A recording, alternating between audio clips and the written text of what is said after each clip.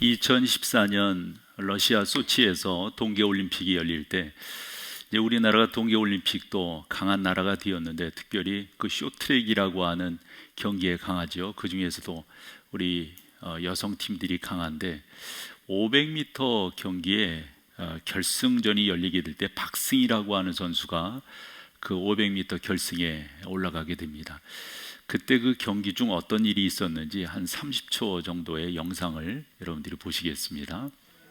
박승희 선수가 다음 결승전을 준비하고 있습니다. 이 박승희 선수 500m는 원체 짧기 때문에 스타트가 중요합니다. 자, 박승희 좋아요. 세트 좋아요. 너무 들어갔어요. 자, 됐어요. 그래서 저렇게 스타트를 해서 나가게 될 때 이 코너를 돌면서 그만 넘어지게 됩니다. 사실 저렇게 가면은 저 선수의 그 당시 기량이라든가 전체적으로 봤을 때 금메달은 따놓은 거예요. 근데 뒤에서 따라오던 영국 선수가 넘어지면서, 그리고 이태리 선수, 그 다음에 우리 박승희 선수를 이렇게 넘어지게 함으로 인해 가지고 맨 뒤로 오던 중국 선수가 1등을 하게 됩니다. 박승희 선수가 저러면서도 일어나서 달려가긴 가지만은 또 넘어지고 또 넘어지고, 그래서 그 당시 중계하던 아나운서가 한 말이 의미가 있어요. 박승희 선수를 보면서 마이웨이를 갔다, 자기가 자기의 달려갈 길을 갔다, 이런 말입니다. 요 경기 후에 여러 가지 교훈이 있지만 한 3가지 정도로 여러분과 먼저 정리를 해보면, 첫째는 너무 욕심이 많으니까 자기도 넘어지고 다른 사람들도 넘어지게 한다 하는 겁니다. 두 번째, 우리가 성경을 통해서 교훈을 얻을 수 있는 게, 의인은 7번 넘어질지라도 또 일어나는 거잖아요. 우리가 7전 8기라고 하듯이 이게 성경이 말씀하고 있는 내용이에요. 그렇게끔 박승희 선수가 잘 갔다라고 하는 두 번째 교훈이고, 세 번째 교훈이 중요합니다. 그래서 이 선수가 사실은 꼴찌를 하는 거잖아요. 그런데 마지막에 심판들의 또 판정과 합의를 걸쳐서 동메달을 따게 됩니다. 그 동메달을 따고 난 다음에 이 박승희 선수의 인터뷰가 참 의미가 있었어요.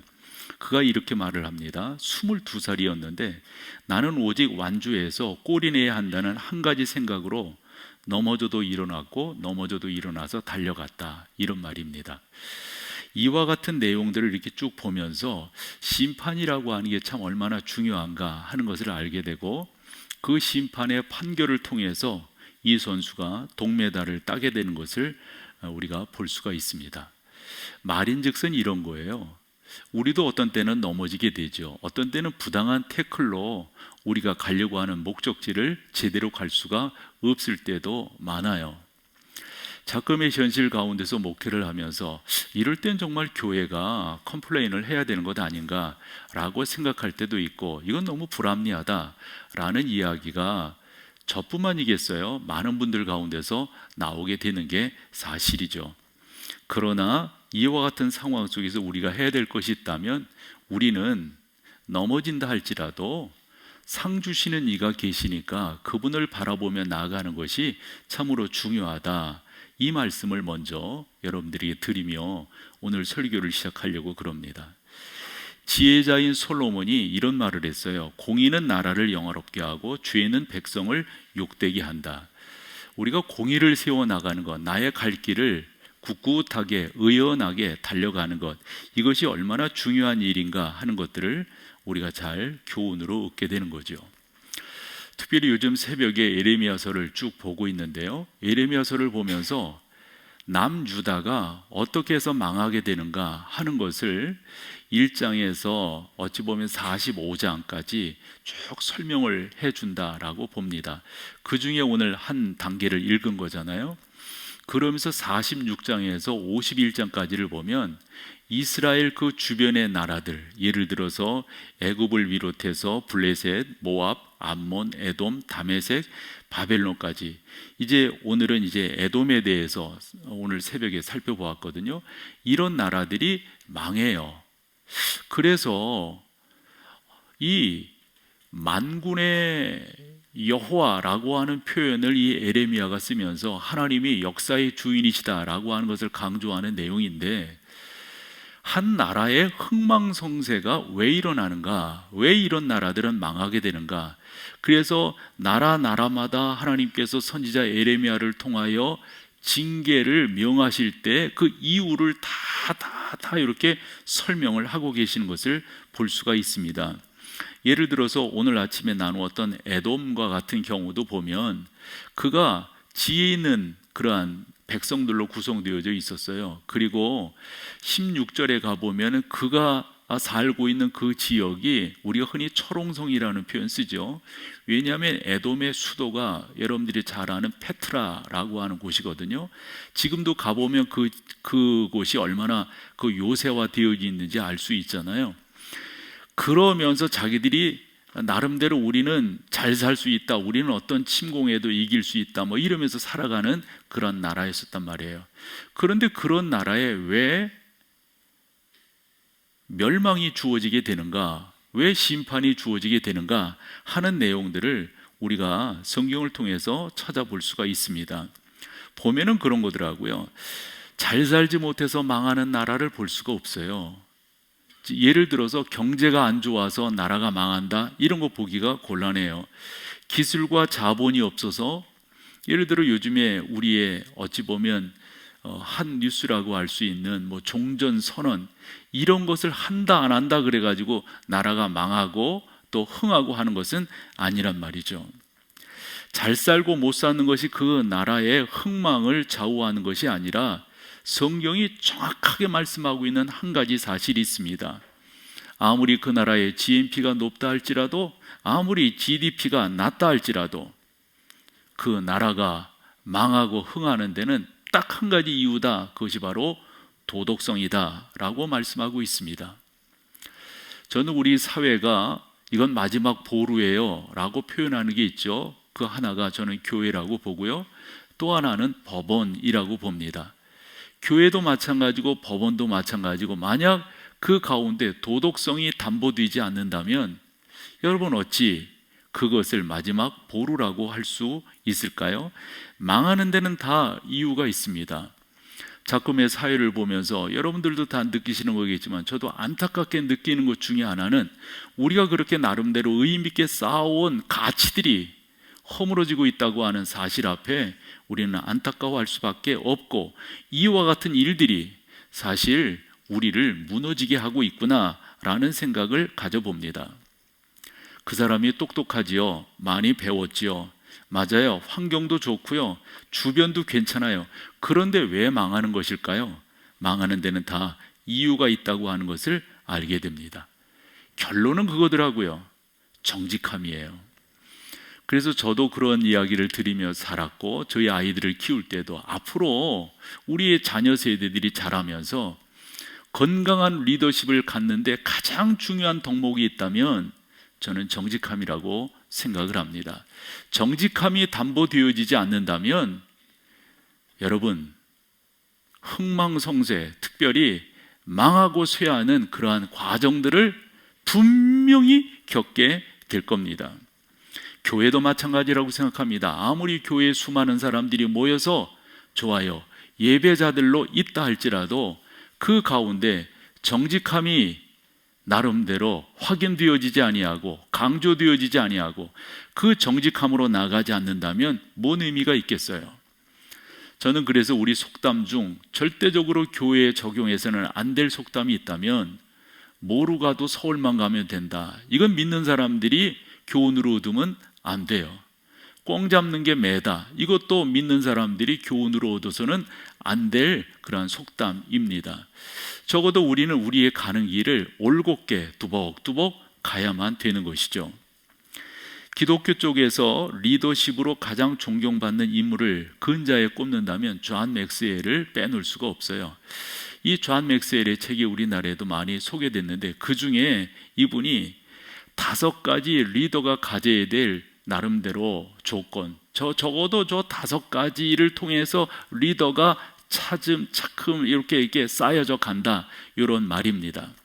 그러면서 봤더니 한 5가지가, 그 첫 번째는 이분이 이런 이야기를 해요. 지휘 리더십이다, 이런 말을 합니다. 이 지휘 리더십이라고 하는 말은 다른 것이 아니라, 예를 들어서 사장이라고 하는 자리가 있잖아요. 그 자리에서 사원들을 명령하고 책임을 주고, 그렇게 해서 리더십이 되어지는 거예요. 이건 이 존 맥스웰의 이야기로 본다면 가장 낮은 자리에서의 리더십이다, 이런 말입니다. 두 번째로 말하는 게 관계 리더십이에요. 사실 이 관계 리더십은 우리가 흔히 오피니언 리더라는 표현을 쓰기도 하는 거죠. 예를 들어서 그러한 중요한 자리에 있지는 않지만 그 사람 가운데 사람들이 모이고 그 사람이 나름대로 영향력을 발휘하는 것을 우리는 볼 수가 있습니다. 말인즉슨 관계가 좋은 거예요. 서로 관계 속에서 이게 두 번째 리더십이라고 말을 했습니다. 세 번째는 성과 리더십이라는 거죠. 어떤 거든지 성과를 내지 아니하면 아무리 뭐 이런저런 말을 하더라도 리더십이 생길 수 없다. 이것은 뭐 교회나 어디나 다 마찬가지다라고 생각합니다. 나름대로 뭔가를 이루어내니까 그 가운데서 리더십이 생기는 거예요. 이것을 세 번째, 그래도 클래스 있는 리더십이라고 봤고요. 네 번째 리더십은 인재개발 리더십이에요. 이게 무슨 말인가 봤더니 자기가 물러나고 났을 때 어떤 사람이 쓸 것인가, 이런 것들을 차근차근 준비하며 나아갈 때 리더십이 생긴다는 거죠. 예를 들어서 이제 목사의 경우를 살펴본다면 우리 교회에도 여러분의 목사님들이 계시잖아요. 저분들의 주된 관심이 뭘까요? 나의 미래는 이걸 거라고요. 그럴 때 담임인 제가, 또 우리 당회가 그런 어떤 나름대로의 생각들을 파악을 해서 그분들이 어떻게 갈 수 있다라고 하는 나름대로의 방향 제시를 해줄 수 있다면, 목사인 제 자신이 나랑 같이 목회를 하게 된다면 얼마 있어서 담임 목사로 가게 될 것입니다. 얼마 있어서 우리 교회는 이러이러한 리더십 구조를 조금 바꾸려고 하는데 그때 당신이 그 자리에 갈 수 있습니다. 그 자리에 갈 수 있습니다. 그 자리에 라고 하는 나름대로 자기 미래에 대해서 그려주는 리더십을 가질 때 사람들이 따르고 그 가운데서 충성을 하게 된다.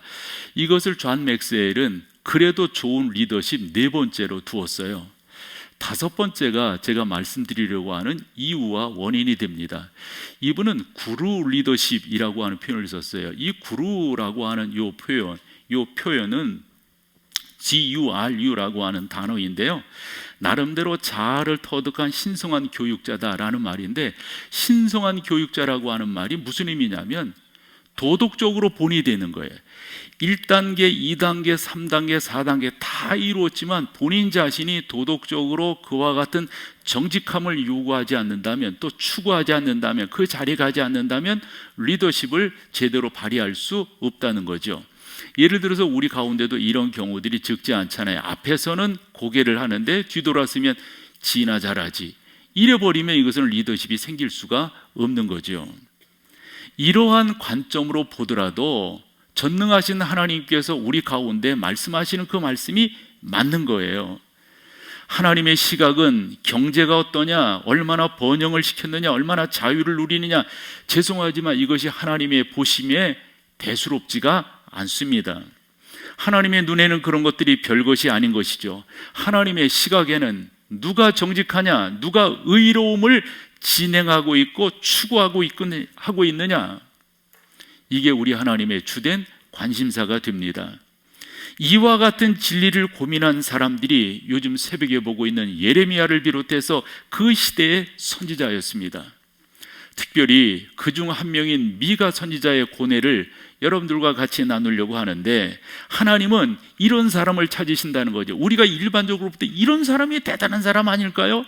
이런 사람이 대단한 사람이 아닐까요? 미가는 이야기하는 거예요. 절대적으로 그런 사람들, 사람의 눈에는 괜찮게 보이는지 모르지만 당신 눈에는, 즉 하나님의 눈에는 그렇지 않다는 거예요. 미가서 6장 6절에서 8절입니다. 내가 무엇을 가지고 여호와 앞에 나아가며 높으신 하나님께 경배할까? 이제 사람들이 그런 생각을 가지면서 방법론들을 동원하는 거죠. 그게 뭐예요? 첫 번째, 내가 번제물로 1년 된 송아지를 가지고 그 앞에 나아갈까? 이거 대단한 거예요. 두 번째, 여호와께서 천천의 수양이나 만만의 강물 같은 기름을 기뻐하실까?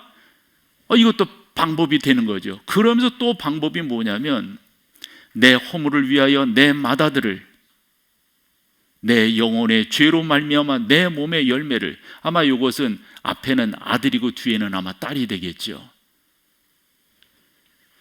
자기 자식을 드릴 수 있다면 여러분 사람들이 행할 수 있는 최고 아닐까요?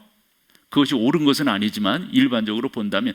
그런데 미가가 하는 말은 뭐냐면, 사람아, 주께서 선한 것이 무엇임을 내게 보이셨나니 여호와께서 내게 구하시는 것은 오직 송아지 100마리 갖고 오고 말해요. 양 수천 마리 잡아서 그 기름 다 태워서 드리고 내 맏아들과 내 귀한 딸을 나한테 드린다 할지라도 난 소용이 없다. 난 받지 않겠다. 하나님께서 구하시는 것은 뭐라고요? 오직 정의를 행하며 인자를 사랑하며 겸손하게 내 하나님과 함께 행하는 것이 아니냐. 하나님이 찾으시는 사람이 누굴까요? 하나님은 어떤 사람을 지금 찾고 계실까요? 국제축구연맹에서 비파지요, 세계 축구 기록 2010년 이런 나름대로의 책자를 발행을 했는데, 거기에 우리나라의 차범근 선수가 이제 지금 뭐 감독이라고 호칭해야 되겠죠. 이 양반이 이제 분데스리가는 독일 축구 리그를 분데스리가라고 그러죠. 뭐 프랑스라든가 영국, 그 다음에 스페인, 또 이태리, 뭐 이런 아주 뭐 좋은 축구 리그가 있지만, 우리가 분데스리가 그러면 독일 축구 리그를 우리는 이제 K리그 뭐 이렇게 표현하잖아요. 그런데 차범근 선수가 그 당시에 한 11년 정도 독일에서 선수 생활을 하면서 308경기를 뛰었고요. 98골을 넣었어요. 아시아 선수로 그런 기록을 낸 선수가 없다는 거예요. 그래서 그 차범근 선수가 요즘 뭐 손흥민 선수가 너무 잘해서 이렇게 뭐 뛰어넘었다 뭐 한다 하지만은, 저는 사실 차범근 감독 근처도 못 간다라고 생각을 합니다. 왜냐하면 이제 말씀드릴 이거예요. 308경기와 98골을 넣었다고 하는 것도 전무후무한 기록이었지만, 여러분 11년간 분데스리가는 그 독일 사람들 그 몸집 보세요. 그리고 어느 리그보다도 몸싸움이 제일 심한, 저는 지금도 기억되는 게 차범근 선수가 원체 빠르고 막 그러니까 이걸 막기 위해서 한 사람이 험한 태클을 해가지고 이 허리 쪽이 골절된, 제가 그렇게 기억을 하거든요. 그런 부상을 당하는 곳이 바로 이 분데스리가란 말이에요. 근데 그런 곳에서 308경기를 뛰고 11년간 선수 생활을 하면서, 여러분 파울, 옐로 카드를 이 차범근 선수가 몇 번 받았을까요? 한 번 받았어요. 한 번. 그러면서 2010년에 발간된 세계 축구 기록, 거기에 뭐라고 그 후평을 다뤘냐면, 차범근을 선정한 이유를 그렇게 이야기한 거예요. 그는 탁월한 실력을 지녔으며 경기 규칙을 엄격하게 지키는 자기 절제가 있는 선수였었다. 요 말이에요. 독일 프랑크푸르트를 가보면은 그 교민들을 통해서 차범근 선수가 어떻게 신앙생활을 했는가라고 하는 것을 종종 들을 수가 있어요. 그 절제의 미가 있는 거예요. 그리고 그 양반은 나름대로 뭐 이런저런 말도 있기는 있습니다만은 하나님 앞에서 살려고 부단히 노력을 해온 그런 하나님의 사람이에요. 요즘 정부 쪽에서 한 사람이 클로즈업 되고 있죠. 여야를 떠나서 감사원장이 주된 뉴스에 포커스가 되고 있습니다. 아마 내일 모레면 더더욱. 제가 그래서 그분을 이렇게 보면서 저분의 신앙은 뭘까라고 찾아봤어요. 그랬더니 신촌 모 교회에 아주 좋은 장로님이시더라고요. 지금은 이제 휴직 장로로, 아직 은퇴는 아니지만 휴직 장로로 계신, 포스가 남다르다라고 하는 생각을 해보게 되었습니다.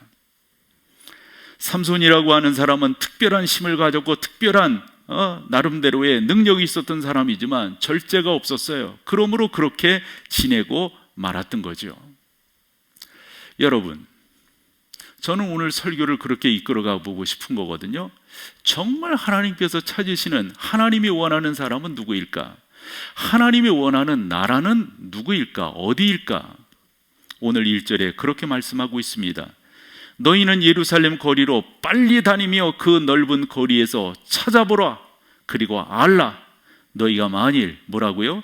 정의를 행하며 진리를 구하는 자를 한 사람이라도 찾으면 내가 이 성읍을 멸하지 않을 것이다.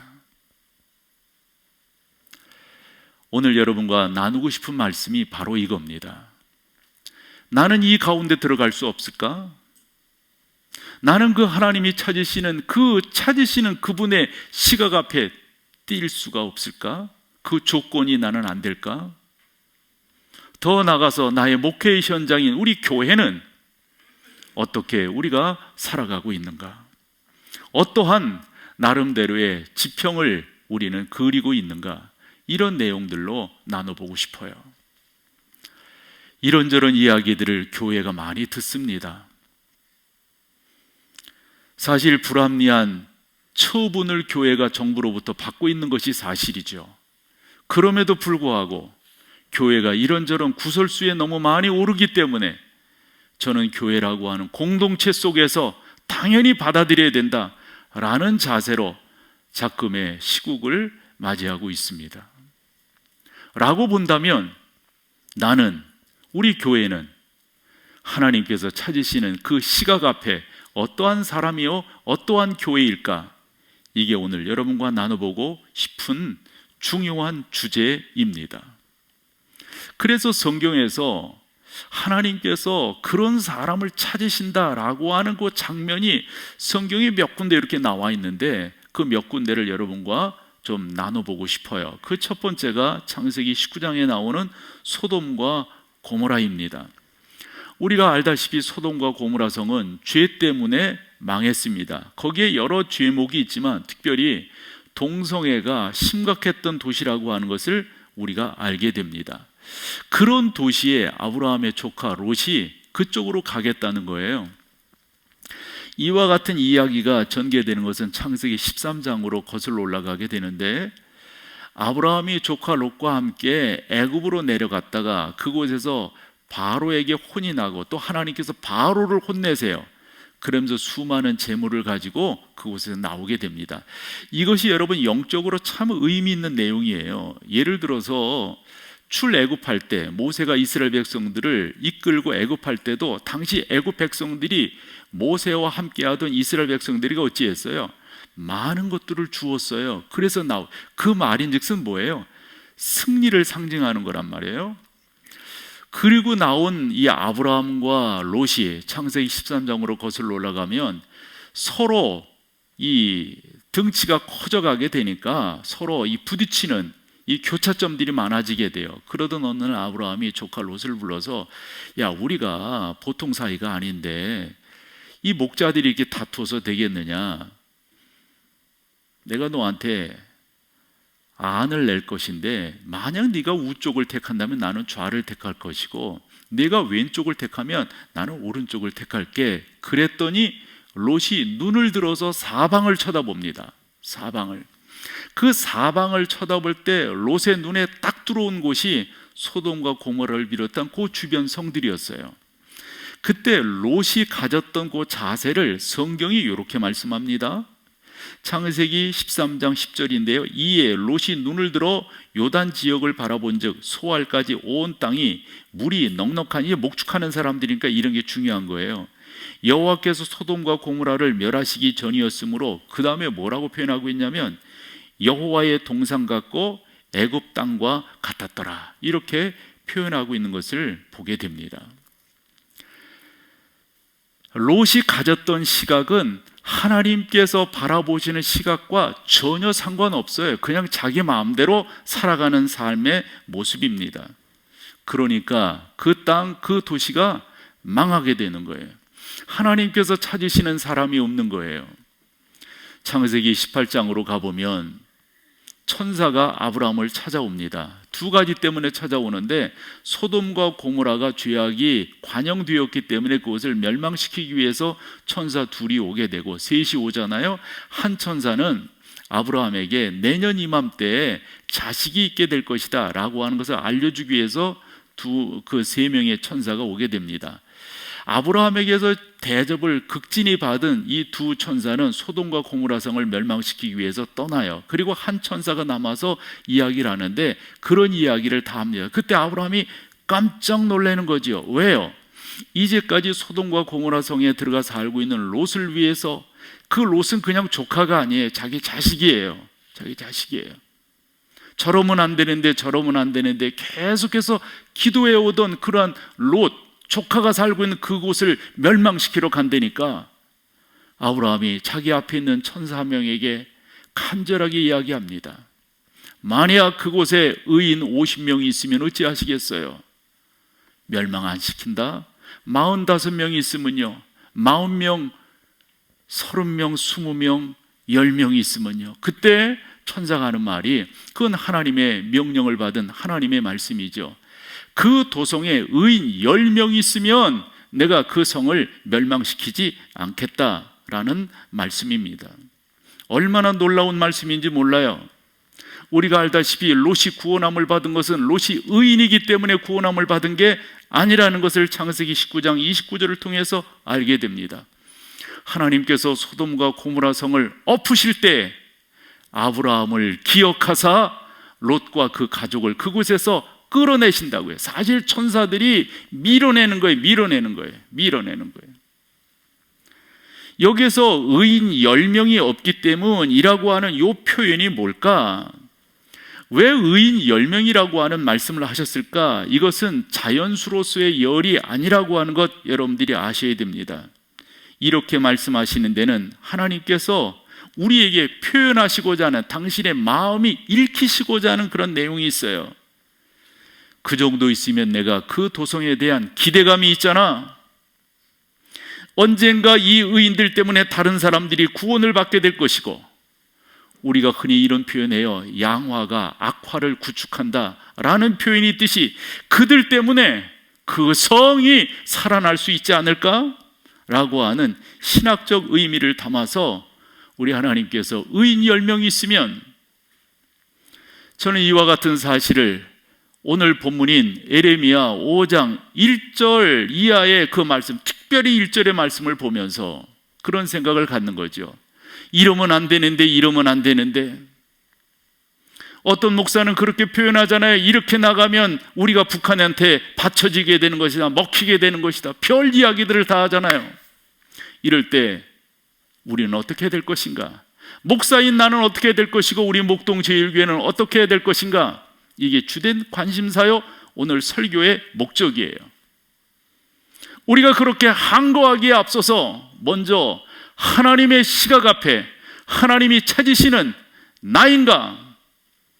하나님은 지금도 온 땅을 두루 감찰하사 당신을 향한 이들이 어디 있는가를 찾고 계시다고 했는데, 그 하나님의 시선 앞에 나는 들어가고 있는가? 우리 교회는 들어가고 있는가? 이거예요. 하나님은 아셨어요. 소돔과 고모라 성에 의인이 없다고 하는 사실을. 그럼에도 불구하고 50명부터 10명까지 10명이 안 된다고 하는 것, 그곳에 있는 이 롯도 의인이 아니라고 하는 사실을 우리 하나님은 너무도 잘 아셨어요. 이와 같은 사실을 통해서 하나님이 깨우치시려고 했던 것, 우리 가운데 보여주시려고 했던 것은 의인 아브라함의 기도가 얼마나 놀라운 역할을 감당하고 있는가 하는 것을 우리 가운데 보여주려고 하는 거지요. 바울은 로마서 5장 12절에서 이런 말을 합니다. 그러므로 한 사람으로 말미암아 세상에 죄가 들어오고 죄로 말미암아 사망이 들어왔나니 이와 같이 모든 사람이 죄를 지었으므로 사망이 모든 사람에게 이르렀다라고 말을 했어요. 그 다음 5장 17절에서 이렇게 말합니다. 한 사람의 범죄로 말미암아 사망이 그 한 사람을 통하여 왕 노릇하였은즉 더욱 은혜와 의의 선물을 넘치게 받은 자들은 한 분 예수 그리스도를 통하여 생명 안에서 왕노릇하리로다. 한 사람 때문에 인류에 죄가 들어왔지만 한 사람의 희생으로 말미암아 우리가 살게 되었다. 그 한 사람이 내가 될 수 없을까? 그 한 사람이 우리 목동제일교회가 될 수 없을까? 창세기 6장에 가보면 노아 홍수가 기록되어져 있어요. 왜 노아 홍수가 일어나게 되었는가를 창세기 6장 3절을 통해서 교훈 얻을 수가 있는데, 나의 영이 영원히 사람과 함께 하지 아니하리니, 이거 실망하셨다라고 하는 표현이죠. 그러면서 뭐라고 결론을 내십니까? 이는 그들이 뭐가 됐기 때문에? 육신이 됨이라. 육신이 됐기 때문이죠. 저 육신이라고 하는 말이 뭐냔 말이에요. 여러분 죄송하지만 우리는 동물이 아니잖아요. 육신이라고 하는 말은 하나님께서 우리를 창조하실 그저 흙으로 우리를 그냥 빚은 것으로 끝난 것이 아니라 그 코에 뭐를 불어넣으셨어요? 생기를 불어넣으시며 우리가 뭐가 되었어요? 생명이 되었어요. 우리는 그냥 사람이 아니에요. 그냥 동물이 아니에요. 우리에게는 여호와 하나님을 바라봐야 되고 여호와 하나님을 찾아야 되는 그 종교성이 있고요, 우리는 여호와 하나님이 우리의 삶 속에 들어오셔야만 평안함을 누리게 되는 그러한 존재입니다. 그런데 창세기 6장에 살고 있는 사람들은 그와 같은 하나님의 창조의 속성들이 그 안에서 없는 거예요. 그냥 자기들끼리 사는 거예요. 마음대로 사는 거예요. 그저 육신적인, 죄송하지만 거기에 표현된 육신이라고 하는 이 표현은 속되게 표현하면 그냥 고기 덩어리에 지나지 않는다라는 말입니다. 구약식으로 이야기하면 바사르고요, 신약식으로 이야기하면 사르크스라고 하는 단어입니다. 소마가 아닙니다. 그래서 바울은 이런 표현을 썼어요. 육신의 생각은 사망이요 영의 생각은 생명과 평안이다. 창세기 6장에 존재하고 있는 이 사람들의 형상이, 사람들의 형편이 그 정도밖에 안 된다 하는 겁니다. 만약 오늘 본문으로 창세기 6장을 조명해 본다면, 너희가 만일 정의를 행하며 진리를 구하는 자를 한 사람이라도 찾으면 내가 이 성읍을 용서하리라 하신 그 렌즈를 가지고 창세기 6장에 아무리 두리번 대봤자 들어오는 사람이 없었던 거죠. 저는 여러분들과 이와 같은 말씀을 나누면서 다시 한번 나도 그렇고 우리 교회도 그렇고 하나님이 찾으시는 바로 그 한 사람이 될 수 없을까? 누가복음 15장에 가보면 탕자의 비유가 나옵니다. 탕자, 천하의 못된 아들이죠. 아버지의 유산을 미리 달래가지고 허랑방탕하다가 그 꼴이 되고 말았습니다. 아무리 생각을 해봐도 머리끝부터 발끝까지 우리의 일반적인 정서로 이해가 안 되는 그러한 사람입니다. 허랑방탕하여 집으로 돌아올 때 어떤 모습이었을까요? 예를 들어서 그렇게 살았으니 그 몸 상태는 어땠을까요? 그 건강은 어땠을까요? 그런 곳에서 그렇게 둥글며 살았으니 그의 정신 상태, 그의 말씨는 어땠을까요? 온갖 욕으로 아마 그가 만들어져 있지 않을까요? 성격은요, 하도 좋아하는 술이었으니 그거 마시지 아니하면 손이 떨리는 그런 알코올 중독자는 아니었을까요? 그런데 하나님께서 그를 사랑하세요. 그를 맞이하세요. 다 싫어하는 거예요. 특별히 큰아들이 그것을 대표적으로 이야기하고 있어요. 한데 하나님 아버지로 상징되는 누가복음 15장의 그 아버지는 그 아들에게 신을 신기고 옷을 입히고 금가락지를 끼우고 소를 잡아 큰 잔치를 행하고 계십니다. 이 내 아들은 죽었다가 다시 살아났으며 내가 잃었다가 다시 얻었노라 하니 그들이 즐거워하더라. 뭐 때문에 즐거워하는 걸까요? 이게 중요한 거예요.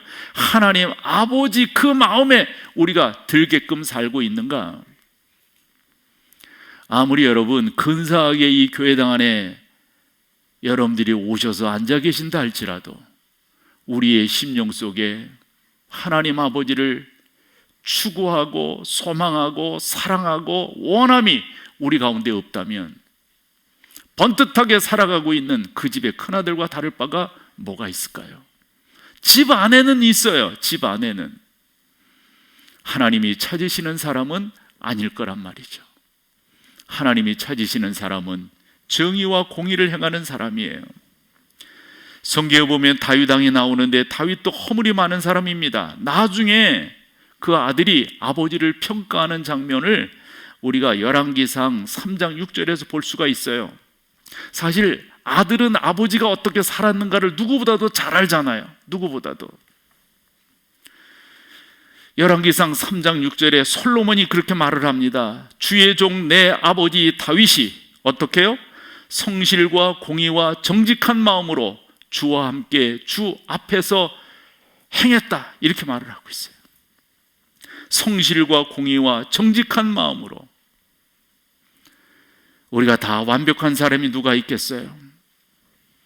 솔로몬이 잠언을 기록하면서 16장 17절에서 이런 말을 합니다. 악을 떠나는 것은 정직한 사람의 대로이니 자기 길을 지키는 자는 자기의 영혼을 보존한다 라고 설명하고 있습니다.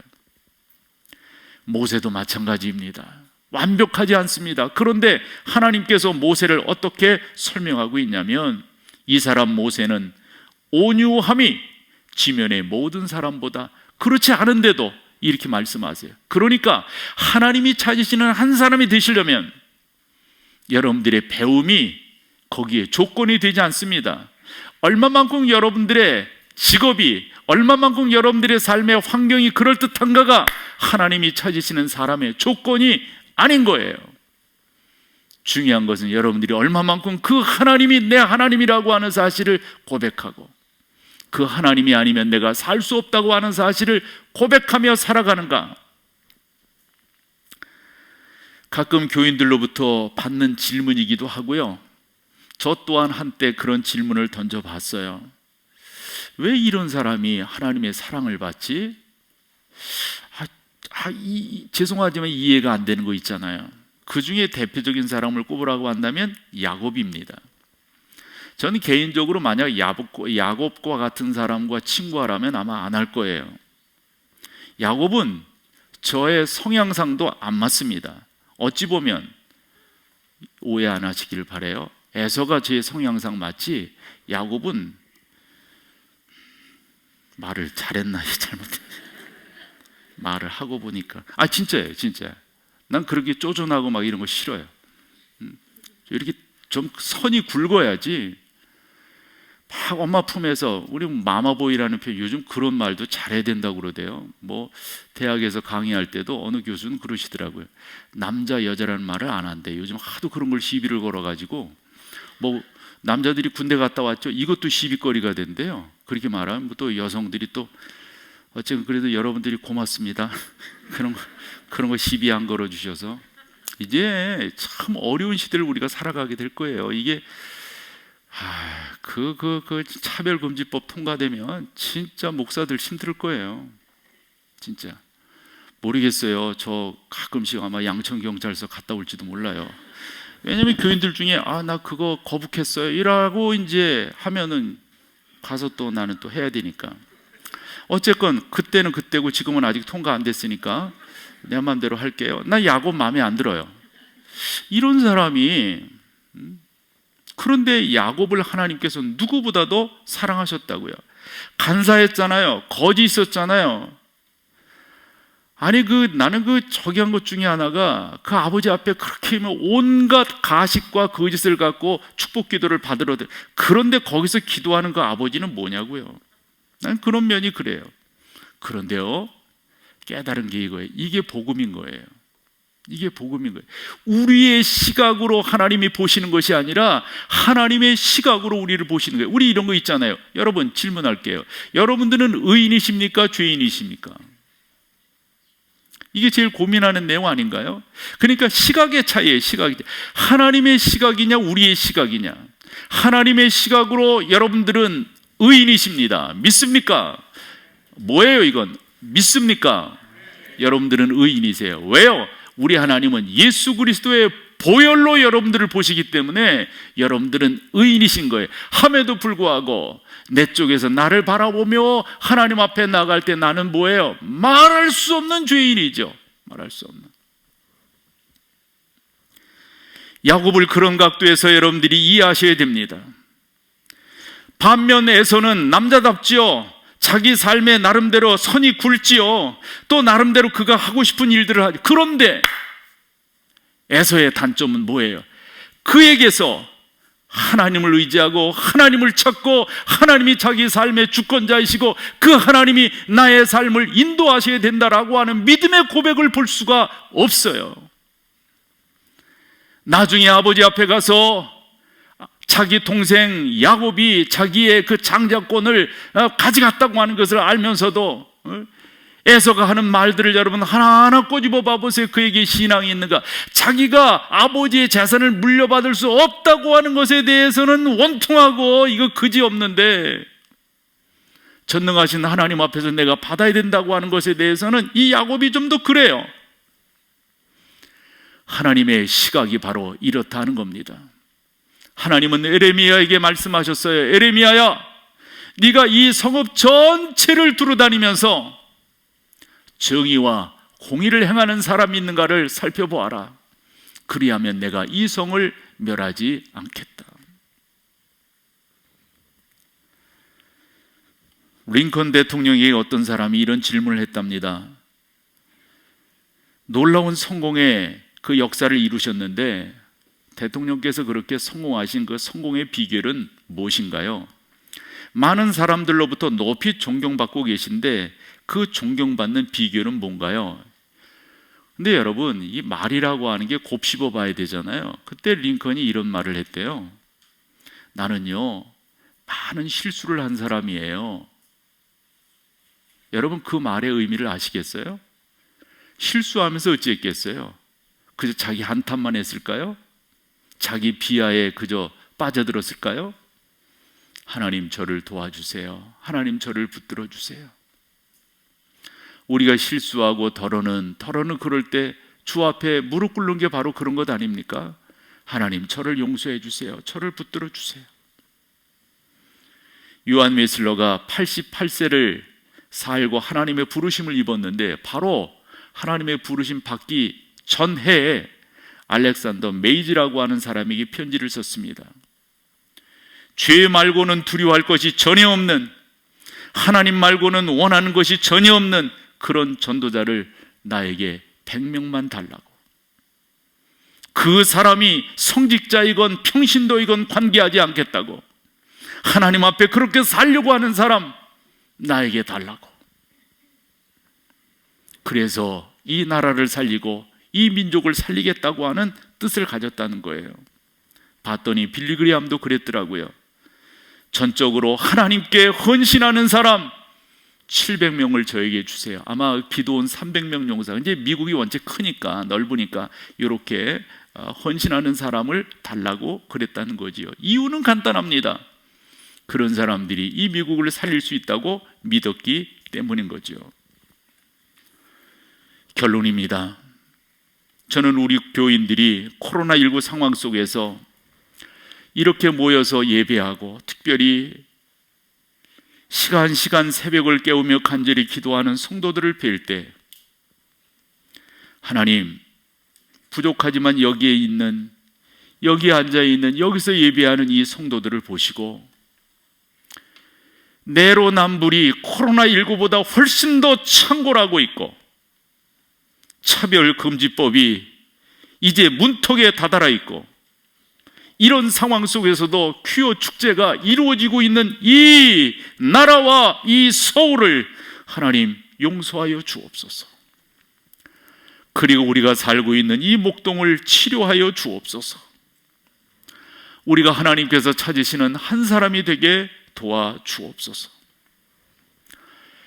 이게 오늘 결론입니다. 여러분은 어디에 서 계신가요? 여러분들의 영적 현주소는 어디인가요? 요즘 에레미야서를 새벽에 살피면서 하나님, 제가 현대판 에레미야가 될 수 없을까요? 현대판 에레미야가 되게 해주세요. 우리 자리에 일어나셔서 찬송으로 여러분의 신앙을 고백하며 나가기를 소망합니다. 우리 댁에 계신 분들도 자리에 일어서 주세요. 그래서 함께 찬양하시죠.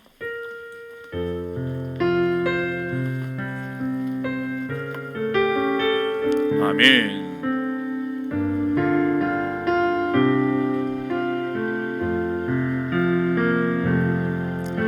주 부르심 따라 예수 이름 부르며 나의 인생을 드렸네. 사람들 이해 못하고 결과 어떠하든지 주만 따라가기 원했네. 이제와 돌이켜보니 그저 부끄러울 뿐 모두 다 주의 은혜라. 벼랑 끝에 선 날이 주의 손이 이끌어 여기까지 인도하셨네. 하나님 사랑 날 떠나지 않고 끝까지 사랑하셨기에 오직 예수와 십자가만 바라보면서 나의 생명도 아낌없이 드리길 원하네. 내 노래가 상한 영혼 일으켜 다시 살게 하는 노래가 되기. 주 배울 때 착한 일뿐이라 칭찬받기 나와